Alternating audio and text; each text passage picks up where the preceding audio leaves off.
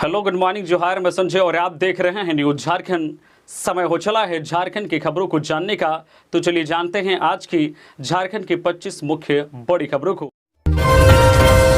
सिकटिया सिंचाई योजना से 1 लाख किसानों को होगा लाभ, सीएम ने किया शिलान्यास। मुख्यमंत्री हेमंत सोरेन ने देवघर के सारठ प्रखंड अंतर्गत सिकटिया मेगा लिफ्ट सिंचाई परियोजना का शिलान्यास किया। मुख्यमंत्री ने कहा कि पाइपलाइन के जरिए हर खेत को पानी मिलेगा और फसलें लहलहाएंगी। मुख्यमंत्री ने कहा कि भविष्य में किसान टांड में भी खेती कर पाएंगे। मुख्यमंत्री ने कहा कि अब तक राज्य के डैम, बैराज और वाटर रिजर्वायर के पानी का इस्तेमाल दूसरे राज्य कर रहे थे, लेकिन हमारा प्रयास है कि यहाँ के पानी पर पहला हक यहां के किसानों को हो। मुख्यमंत्री ने कहा कि आने वाले दिनों में गंगा नदी का पानी भी पाइपलाइन के जरिए खेतों में पहुंचेगा। सीएम ने कहा कि सरकार सिंचाई परियोजना के लिए न्यूनतम तकनीक का इस्तेमाल करने पर विशेष जोर दे रही है, ताकि पानी का बेहतर और समुचित इस्तेमाल होने के साथ खेत खलियान डूब क्षेत्र में न आए। मेगा लिफ्ट सिंचाई परियोजना के तहत भूमिगत पाइपलाइन के जरिए नदी, डैम और बैराज का पानी खेतों में पहुंचाया जा रहा है। इसी कड़ी में राज्य के पहले मेगा लिफ्ट सिंचाई परियोजना की आधारशिला दुमका के मसलिया में रखी गई थी, जो है सिकटिया मेगा लिफ्ट सिंचाई योजना के तहत जो है अजय नदी बैराज से भूमिगत पाइपलाइन के माध्यम से सिंचाई की सुविधा उपलब्ध होगी। इस योजना पर 484 करोड़ 35 लाख रुपए खर्च होंगे। निर्माण कार्य 3 वर्षों में पूरा होगा। देवघर जिले के सारठ और करू तथा जामताड़ा जिला के विद्यासागर और जामताड़ा प्रखंड के 27 पंचायतों के 1,11,174 किसान इस योजना से लाभान्वित होंगे। सड़क निर्माण कंपनी की लापरवाही, पलामू में गड्ढे में डूबने से सगे भाई बहन की मौत। पलामू जिले के छतरपुर थाना क्षेत्र के दीनादाग पंचायत भवन के समीप पानी से भरे गड्ढे में डूबने से सगे भाई बहन की मौत हो गई। जानकारी के अनुसार दीनादाग गांव के बजराही टोला के लालदेव यादव के 9 वर्षीय पुत्री किरण व 7 वर्षीय पुत्र नीतीश कुमार उत्क्रमित मध्य विद्यालय दीनादाग में पढ़ते थे। स्कूल से छुट्टी होने के बाद दोनों भाई बहन घर लौट रहे थे। इसी दौरान देवगन पंचायत भवन के समीप पानी से भरे गड्ढे में फिसलकर दोनों गिर गए। जो गड्ढा में काफी पानी होने के कारण दोनों बच्चों की डूबने से मौत हो गई। परिजनों ने बताया कि स्कूल से छुट्टी होने के बाद दोनों बच्चे घर आ रहे थे। इसी क्रम में पंचायत भवन के पास बने गड्ढे में दोनों बच्चे गिर गए। स्कूल साथ गए बच्चे गांव में पहुंचकर परिजनों को जानकारी दी। गांव के लोग घटनास्थल पर पहुंचे, तब तक दोनों बच्चों की मौत हो चुकी थी। मृतक के पिता लालदेव यादव ने बताया कि सड़क चौड़ीकरण के लिए सिवालिया कंपनी के द्वारा मिट्टी का कटाव किया गया है। इस कारण पंचायत भवन के पास गड्ढा हो गया था। बारिश में गड्ढा में पानी भर गया था, जिसके कारण घटना घटी है। उन्होंने बताया कि सीढ़ी लगाकर गड्ढा से दोनों बच्चे के शव को निकाला गया। घर से घटनास्थल की दूरी करीब 300 मीटर है। पंचायत की मुखिया सबिता देवी व उनके जो पति सरवन राम ने कहा कि सिवालिया कंस्ट्रक्शन की लापरवाही के कारण दोनों बच्चों की मौत हुई है। मुखिया ने मृतक बच्चों के परिजनों को उचित मुआवजा देने की मांग की है। हेमंत सोरेन ने वीडियो को दी चेतावनी, कहा बहुत शिकायत आ रही है, सुधर जाइए नहीं तो। झारखंड में विभिन्न कार्यों में व्याप्त भ्रष्टाचार को लेकर के मुख्यमंत्री हेमंत सोरेन ने कड़ी चेतावनी दी है। मुख्यमंत्री हेमंत सोरेन ने कहा है कि अक्सर यह बातें सुनने में आ रही है कि वीडियो दफ्तर में आम लोग की बातें सुनी नहीं जाती है, वहां जाने पर किसानों को तरह तरह का हिला हवाला दिया जाता है। सीएम ने कहा है कि यह एक गंभीर मामला है, सभी लोग सुधर जाइए, ईमानदारी से काम करिए, नहीं तो यह आपके लिए ठीक नहीं होगा। सीएम हेमंत ने कहा है कि जल्द ही हम आपके कार्यालय आने वाले हैं।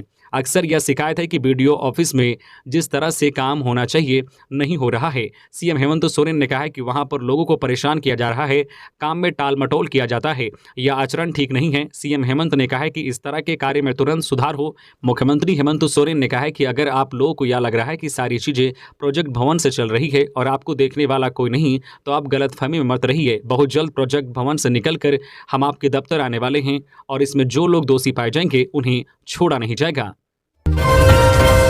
गिरिडीह में धराए 9 साइबर क्रिमिनल, कॉल सेंटर की आड़ में करते थे ठगी। साइबर क्राइम के खिलाफ गिरिडीह पुलिस को बड़ी कामयाबी मिली है। पुलिस ने ऐसे गिरोह का पर्दाफाश किया है जो मिनी कॉल सेंटर की आड़ में ठगी की वारदातों को अंजाम दिया करता था। पुलिस ने मामले में पचम्बा थाना क्षेत्र के बेड़ों से 9 साथीरों को गिरफ्तार किया है। पुलिस ने बताया है कि गिरोह बिजली बिल भुगतान और गर्भवती महिलाओं से जुड़ी योजनाओं का लाभ दिलाने का झांसा देकर ऑनलाइन फ्रॉड का शिकार बनाता था। पुलिस ने डिजिटल उपकरण भी जब्त किया है। गिरिडीह एसपी दीपक कुमार शर्मा को मिली गुप्त सूचना के आधार पर पुलिस की टीम ने बलदेव यादव नाम के शख्स के नवनिर्मित मकान में संचालित फर्जी कॉल सेंटर में छापा मारा। कार्रवाई के दौरान पुलिस ने 7 साइबर अपराधियों को गिरफ्तार किया। वहीं बैंक खाता उपलब्ध कराने और पैसे की निकासी करने वाले 2 शख्स को गिरफ्तार किया। कार्रवाई का नेतृत्व डीएसपी संदीप सुमन ने किया। पुलिस ने गिरोह के पास से 16 मोबाइल, 25 सिम कार्ड और 2 बाइक सहित अन्य आपत्तिजनक सामान जब्त किया है। 2 दिन पहले जामताड़ा में भी ऐसे ही एक गिरोह का पर्दाफाश किया गया था, जो बिजली बिल, क्रेडिट कार्ड और सरकारी योजनाओं का झांसा देकर लोगों को ठगी का शिकार बनाता था।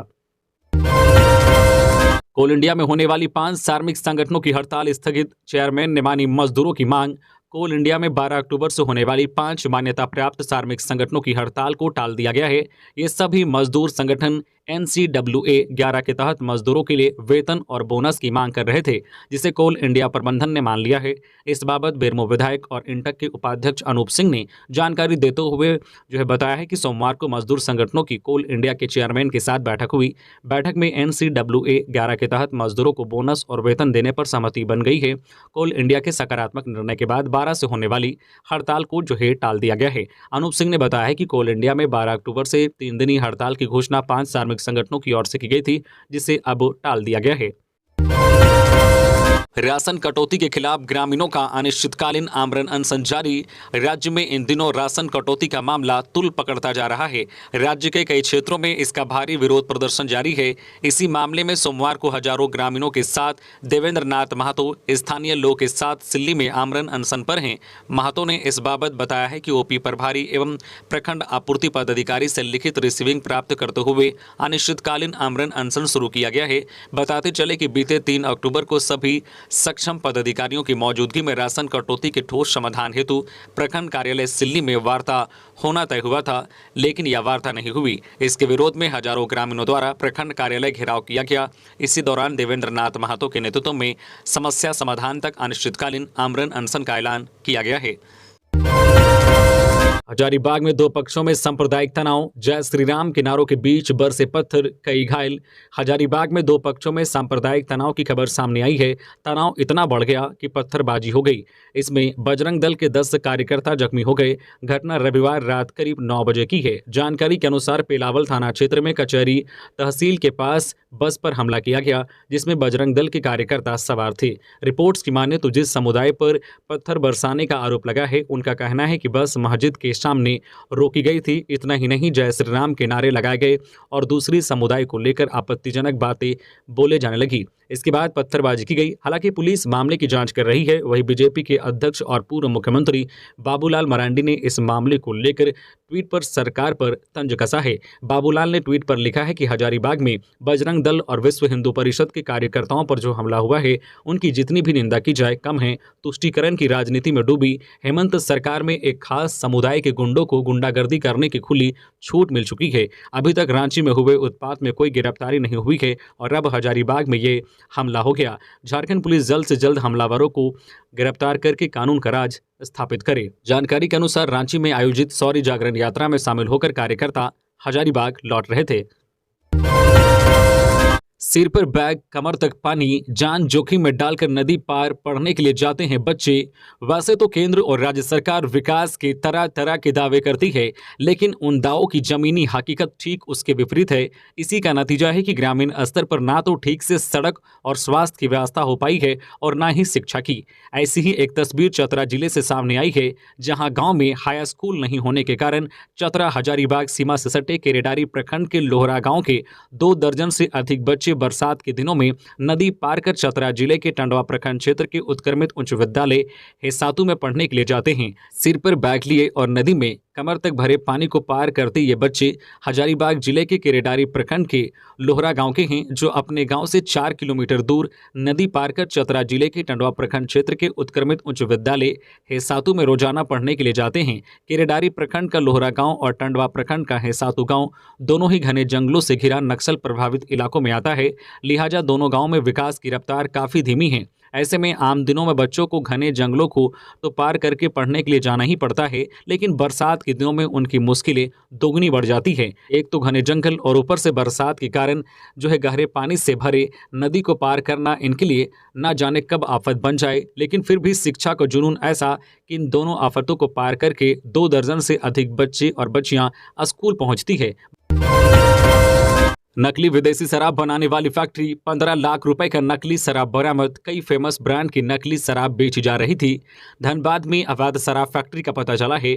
इस फैक्ट्री से नकली विदेशी शराब बाहर सप्लाई की जा रही थी। धनबाद जिले के बलियापुर थाना क्षेत्र के गुलूडी बस्ती में उत्पाद विभाग ने छापेमारी की है। यहां मिनी शराब फैक्ट्री खाली पड़े एक दूर दराज के मकान में चल रही थी। विभाग ने जब छापेमारी की तब यहां मौजूद लोग फरार हो चुके थे। यहां से किसी की गिरफ्तारी नहीं हुई है। उत्पाद विभाग पूरे मामले की जांच कर रही है। उत्पाद विभाग के प्रभारी जितेंद्र कुमार सिंह ने कहा है कि गुप्त सूचना के आधार पर बलियापुर थाना क्षेत्र के गुल्लूडी बस्ती के एक मकान में छापेमारी की गई। अवैध डुप्लीकेट विदेशी शराब मिली है। यहाँ मिनी फैक्ट्री चल रही थी। काफी मात्रा में अवैध विदेशी शराब जो बना हुआ 495 लीटर जब्त किया गया है, जो विभिन्न ब्रांड के बोतल में भरा गया है। इस छापेमारी से पुलिस को 175 लीटर अवैध स्प्रिट जिससे शराब बनाई जा रही थी, 500 लीटर रंगीन शराब बरामद किया गया है, जो सिंडेक्स में बना हुआ था, उसे नष्ट किया गया है। सड़क पर देखी स्वास्थ्य मंत्री की संवेदना। हादसे में घायल होकर सड़क किनारे पड़ा था व्यक्ति, एस्कॉर्ट वाहन की जिप्सी से भिजवाया अस्पताल। सुबह के स्वास्थ्य मंत्री बन्ना गुप्ता की संवेदना एक बार फिर देखने को मिली। बहरागोड़ा से जमशेदपुर जाने वाले रास्ते में दुर्घटना में घायल व्यक्ति को उन्होंने खुद उठाकर एस्कॉर्ट वाहन की जिप्सी से एमजीएम अस्पताल भिजवाया। वहीं उन्होंने एमजीएम अधीक्षक को फोन कर हर संभव इलाज करने का निर्देश भी दिया। स्वास्थ्य मंत्री बन्ना गुप्ता के इस कदम की काफी सराहना हो रही है। प्राप्त जानकारी के मुताबिक स्वास्थ्य मंत्री बन्ना गुप्ता बहरागोड़ा से जमशेदपुर आ रहे थे। इस दौरान उन्होंने सड़क के किनारे एक व्यक्ति को घायल पड़े देखा। उन्होंने मौके पर अपना काफिला रुकवाया। वे खुद घायल व्यक्ति के पास पहुंचे। वह अचेत हो गया था। उन्होंने अपने सहयोगियों के साथ उक्त घायल व्यक्ति को अपनी ही कारकेड की जिप्सी में लिटाकर एमजीएम अस्पताल भिजवाया। अर्जुन मुंडा से मिला पंच प्रगनिया भाषा एवं साहित्य कला परिषद का प्रतिनिधिमंडल। जेपीएससी में देरी का उठाया मुद्दा। पंच प्रगनिया भाषा साहित्य एवं कला परिषद की 6 सदस्यीय प्रतिनिधिमंडल ने केंद्रीय मंत्री अर्जुन मुंडा से मुलाकात की। मुलाकात के दौरान प्रतिनिधिमंडल ने पंच प्रगनिया भाषा में हो रहे जेपीएससी सहायक प्राध्यापक नियमित मामले में विलंब और बार बार हो रहे इंटरव्यू तिथि में परिवर्तन को लेकर अपनी व्यथा प्रकट की। अर्जुन मुंडा ने संबंधित मामले की पड़ताल करने का आश्वासन दिया। बता दें कि प्रतिनिधिमंडल की अगुवाई सचिव एंथोनी मुंडा कर रहे थे। प्रतिनिधिमंडल ने अर्जुन मुंडा से कहा है कि बहुत आवेदकों का तो अब नियुक्ति की अधिकतम आयु सीमा भी समाप्त होने वाली है। इस सिलसिले में यह प्रतिनिधिमंडल 3 अक्टूबर को जेपीएससी अध्यक्ष डॉक्टर मेरी नीलिमा क्रिकेटा से भी मिलने की कोशिश की थी, लेकिन कई प्रयास के बाद भी अध्यक्ष ने मिलने से इनकार कर दिया। बजरंग दल के कार्यकर्ताओं की बस पर पथराव मामले में 71 नामजद व 200 अज्ञात के खिलाफ केस। वीडियो को सौकोच। हजारीबाग जिले के कटकमसांडी प्रखंड के पेलावल गांव में सोमवार को पूरी तरह शांति व्यवस्था कायम रही। 8 अक्टूबर की देर रात रांची के धुरवा में आयोजित शौर्य जागरण यात्रा सह धर्म सभा में भाग लेकर वनवासी बस से लौट रहे बजरंग दल के कार्यकर्ताओं व अन्य लोगों पर पत्थरबाजी किया गया था और उनके साथ मारपीट की गई थी। इसमें कई लोग घायल हो गए थे। इस मामले में पेलावल ओपी में 71 नामजद और 200 अज्ञात पर मामला दर्ज किया गया है। इस घटना के बाद क्षेत्र में सोमवार को आम दिनों की तरह सभी दुकानें, स्कूल खुले। हजारीबाग कटकमसांडी रोड में चहल पहल रही। सैकड़ों वाहन की आवाजाही पहले की तरह रही। पुलिस प्रशासन द्वारा एहतियात के तौर पर गश्ती की जा रही है। घटना को लेकर पेलावल ओपी में मामला दर्ज कर पुलिस आरोपियों की गिरफ्तारी के लिए छापेमारी अभियान चला रही है। इधर कटकमसांडी की वीडियो वेदवंती कुमारी से कर्तव्य निर्वहन में लापरवाही बरतने के आरोप में स्पष्टीकरण पूछा गया है। अनुमंडल पदाधिकारी कार्यालय से 9 अक्टूबर को स्पष्टीकरण का पत्र जारी हुआ है। इस पत्र में कहा गया है कि कटकमसांडी प्रखंड के पेलावल गांव में 2 समुदायों के बीच 8 अक्टूबर को तनाव उत्पन्न हो गया था। खिसकते जनाधार से बौखलाई है केंद्र सरकार। चौथे स्तंभ पर कर रही हमला इंडिया गठबंधन के दलों के मुताबिक केंद्र सरकार मनमानी पर उतर आई है। उसका जनाधार खिसक रहा है, इसलिए वह मीडिया पर हमले कर रही है। सोमवार को इंडिया गठबंधन में शामिल दलों द्वारा संयुक्त रूप से जिला स्कूल रांची से राजभवन तक पैदल मार्च निकाला गया। इसमें कांग्रेस, झामो, सीपीआई, राजद, सीपीआईएम, आप सहित अन्य विपक्षी राजनीतिक दलों के सैकड़ों पदाधिकारी एवं कार्यकर्ता भी शामिल हुए। इस दौरान कांग्रेस की ओर से शामिल रांची जिला कांग्रेस कमेटी के अध्यक्ष डॉक्टर राकेश किरण महातो ने कहा है कि जनाधार खिसकने से केंद्र बौखला गया है, इसलिए वह लोकतंत्र के चौथे स्तंभ पर सीधा हमला कर रहा है। इसका विरोध जरूरी है। देश में आपातकाल वाली स्थिति बन चुकी है। भाजपा सरकार लोकतंत्र के चौथे स्तंभ पर हमला करना प्रारंभ कर दी है। विरोध प्रदर्शन में संजय पासवान, चंद्र रश्मि, गुलजार अहमद, लालचंद सोनी, किशोर नायक, जगदीश महतो, शिव टहल नायक, चंदन बैठा, मोहम्मद हुसैन, जमील मलिक, मंगा उरांव, बलराम साहू सहित अन्य भी शामिल हुए। बोकारो सदर अस्पताल में फोन पर बात करते दिखा विचाराधीन कैदी, जांच की आदेश। बेरमू अनुमंडल के तेनूघाट कारा में बंद विचाराधीन कैदी का मोबाइल फोन में बात करने के वायरल वीडियो पर बोकारो एसपी ने संज्ञान लेते हुए जांच के आदेश दिए हैं। एसपी प्रियदर्शी आलोक ने जांच कर 24 घंटे के अंदर रिपोर्ट की मांग की है। ऐसे में उन पुलिसकर्मियों के खिलाफ कार्रवाई तय माना जा रहा है जिन्होंने कैदी को लेकर आया था। बताते चले कि सोमवार को बोकारो के सदर अस्पताल में इलाज के लिए पुलिस अभिरक्षा में विचाराधीन कैदी सहफिदा हुसैन को तेनूघाट कारा से लाया गया था। इस दौरान कैदी को बात करने के लिए मोबाइल उपलब्ध कराई गई ताकि अपने लोगों से बात कर सके, जबकि कैदी को ऐसी सुविधाएं उपलब्ध नहीं कराने का प्रावधान है। ऐसे में जिन पुलिसकर्मी के अभिरक्षा में विचाराधीन कैदी को लाया गया था उनके खिलाफ कार्रवाई तय मानी जा रही है। वहीं मामले पर बोकारो एसपी प्रियदर्शी आलोक ने कहा है कि मामला संज्ञान में आया है, जाँच के आदेश दिए गए हैं, जो दोषी होंगे उनके खिलाफ कार्रवाई होगी। झारखंड के मंत्री आलमगीर आलम का दावा, कहा 5 राज्यों में बनेगी कांग्रेस की सरकार। भारत निर्वाचन आयोग द्वारा सोमवार को 5 राज्यों में विधानसभा चुनाव का शेड्यूल जारी किया गया। 7 नवंबर से लेकर 30 नवंबर तक अलग अलग राज्यों में मतदान होगा। वही मतगणना 3 दिसंबर को होगी। निर्वाचन आयोग में मुख्य चुनाव आयुक्त द्वारा राजस्थान, मध्य प्रदेश, छत्तीसगढ़, तेलंगाना और मिजोरम में चुनाव की तिथियों की घोषणा के बाद झारखंड कांग्रेस विधायक दल के नेता आलमगीर आलम ने कहा है कि देश में परिवर्तन की लहर चल रही है और 5 राज्यों में कांग्रेस की सरकार बनेगी। रिसालदार बाबा के दरबार में चादरपोशी करने पहुंचे मुख्यमंत्री हेमंत सोरेन, झारखंड की सलामती की मांगी दुआ। मुख्यमंत्री हेमंत सोरेन ने उर्स मुबारक के अवसर पर सोमवार को हजरत कुतुबुद्दीन रिसालदार बाबा के दरगाह पर चादरपोशी कर राज्य की उन्नति और सलामती की दुआ मांगी। मुख्यमंत्री हेमंत सोरेन ने उर्स मुबारक के अवसर पर राजधानी रांची के डोरंडा स्थित हजरत कुतुबुद्दीन रिसालदार बाबा की दरगाह पर अकीदत के साथ चादरपोशी की। उन्होंने राज्य के सर्वांगीण विकास, सलामती, सुख, समृद्धि और अमन चैन की दुआ मांगी। मुख्यमंत्री ने कहा कि रिसालदार बाबा दरगाह सामाजिक सद्भाव और सौहार्द का प्रतीक है। यह शांति, एकता, भाईचारा और प्रेम का पैगाम देता है। यह दरगाह वर्षों से हर धर्म और समुदाय की आस्था एवं श्रद्धा का केंद्र बना हुआ है। इससे पूर्व दरगाह कमेटी की ओर से मुख्यमंत्री का परंपरागत अनुसार स्वागत किया गया। बीजेपी की संकल्प सभा में बोले बाबूलाल मरांडी, गरीबों का हक मार रही हेमंत सोरेन सरकार, जनता लेगी हिसाब। खारसावां विधानसभा के डाक बंगला मैदान व सरायकेला विधानसभा क्षेत्र राजनगर मैदान में भाजपा प्रदेश अध्यक्ष सह पूर्व मुख्यमंत्री बाबूलाल मरांडी ने विधानसभा स्तरीय संकल्प सभा को संबोधित किया। इस दौरान उमड़ी भीड़ को संबोधित करते हुए मुख्यमंत्री हेमंत सोरेन पर जमकर हमला बोला। बाबूलाल मरांडी ने कहा कि राज्य की हेमंत सोरेन जनता से किए वादों को पूरा करने में नाकाम रही। सरकार भ्रष्टाचार में लिप्त है। भ्रष्ट और अक्षम राजनीतिक नेतृत्व के कारण झारखंड की हालत बिगड़े हुए हैं। खनन संपदाओं की लूट, मां बहनों में असुरक्षा की भावना, बिगड़ी कानून व्यवस्था, लचर स्वास्थ्य व्यवस्था हेमंत सोरेन के नाकामियों को दर्शा रही है। बाबूलाल मरांडी ने कहा कि हेमंत सोरेन के खिलाफ ईडी का समन जारी होते ही तरह तरह का बहाना बना रहे हैं। वे यहाँ वहाँ भागते फिर रहे हैं। अगर वे गलत नहीं हैं तो ईडी के समक्ष उपस्थित होकर अपनी सफाई क्यों नहीं दे रहे हैं। इससे स्पष्ट होता है कि ऐसी भ्रष्ट सरकार में सिर्फ लूट मची है। खूंटी में सड़क हादसा, 2 की मौत, 1 बच्चा घायल। खूंटी तोरपा रोड में जापुत सड़क दुर्घटना में 2 लोग की मौत हो गई, वही 1 बच्चा घायल हो गया।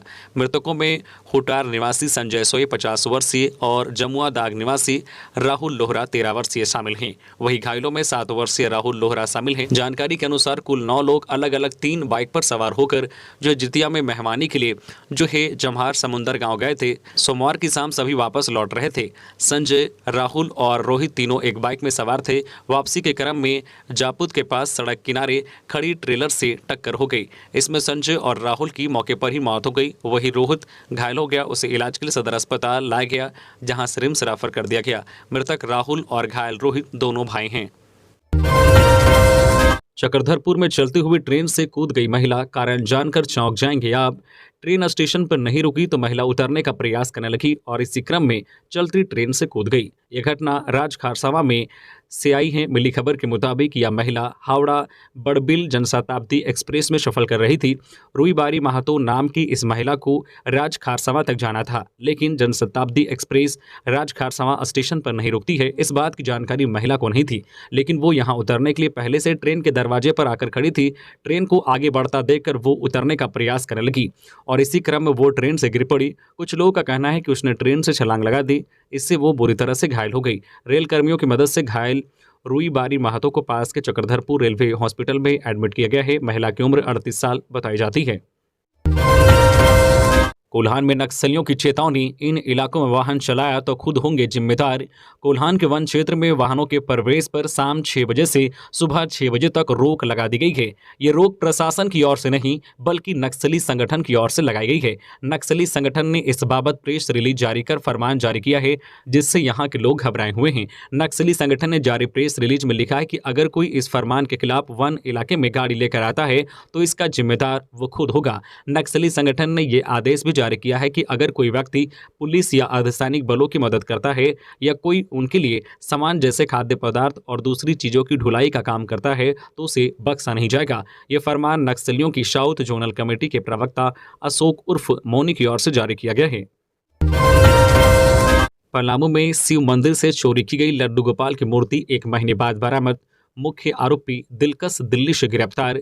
मेदिनीनगर शहर थाना क्षेत्र के शिवाला रोड स्थित शिव मंदिर से चोरी की गई भगवान कृष्ण लड्डू गोपाल की मूर्ति 1 महीने बाद बरामद कर ली गई है। साथ ही इस कांड के मुख्य साजिशकर्ता को दिल्ली से गिरफ्तार किया गया है। इसकी पहचान रेहला थाना क्षेत्र के डंडीला कला के दिलकश रोशन पिता हिदायतुल्ला अंसारी के रूप में हुई है। बता दें कि 11-12 सितंबर की रात में शिवाला रोड स्थित शिव मंदिर में चोरी की घटना हुई थी। चांदी के 2 मुकुट और अष्टधातु से बनी लड्डू गोपाल की मूर्ति चोरी कर ली गई थी। चोरी की वारदात सीसीटीवी में कैद हुई थी। शादी से लौट रहे दंपति से हुई थी लूट। जेवर और कैश के साथ साथ फोन पे पर भी लुटेरों ने लिए थे पैसे। पुलिस ने किया गिरफ्तार। लातेहार में शादी समारोह से वापस लौट रहे दंपति के साथ हुई लूटपाट के आरोपी पकड़े गए। पुलिस ने इस मामले का खुलासा किया है। इस घटना में शामिल 7 अपराधियों को गिरफ्तार कर सोमवार को जेल भेज दिया गया। पुलिस ने गिरफ्तार अपराधियों के पास से एक पिस्टल, 315 बोर के 3 जिंदा कारतूस, 1 मोटरसाइकिल, दंपति से लूटा हुआ जेवर, 2 मोबाइल, 1150 रुपए और SBI का ATM कार्ड बरामद किया है। जानकारी SDPO संतोष कुमार मिश्रा ने दी है। उन्होंने बताया कि 2 अक्टूबर की रात्रि नावागढ़ से एक शादी समारोह से शामिल होकर एक दंपति अपने घर लौट रही थी। इसी दौरान हथियार के बल से दंपति को रुकवाया और 15,000 रुपए नगद, पायल, हाथ का कंगन, चैन व फोन पे के माध्यम से 2400 रुपए की लूट की गई थी। राज्य में हो रही बालू की कालाबाजारी, सरकार के मुखिया बालू की कालाबाजारी करा अपनी जेब भर रहे, बोले एनसीपी विधायक कमलेश सिंह। राज्य के मुखिया 2 साल में बालू की नीलामी पर कोई ठोस निर्णय नहीं ले सके। आलम यह है कि डेवलपमेंट का कोई काम नहीं हो रहा है। एक तो पलामू सहित पूरे राज्य में सुखाड़ की स्थिति है, खेती हुई नहीं, जो लोग मजदूरी कर कम से कम अपना पेट भरते वो भी नहीं हो रहा है। बालू की वैध नीलामी नहीं होने की वजह से कंस्ट्रक्शन वर्क रुका हुआ है। स्टॉक से जो बालू मिल रहा है वो भी औने पौने दाम पर उपलब्ध है। पलामू सहित पूरे राज्य में बालू की कालाबाजारी हो रही है। बालू पर सरकार की ओर से निर्णय नहीं लिया जाना बताता है कि सरकार के मुखिया बालू की कालाबाजारी करा अपनी जेब भर रहे हैं। ये बातें राष्ट्रवादी कांग्रेस पार्टी के प्रदेश अध्यक्ष और विधायक कमलेश सिंह ने कही है। वे सोमवार को प्रेस क्लब में पत्रकारों को संबोधित कर रहे थे।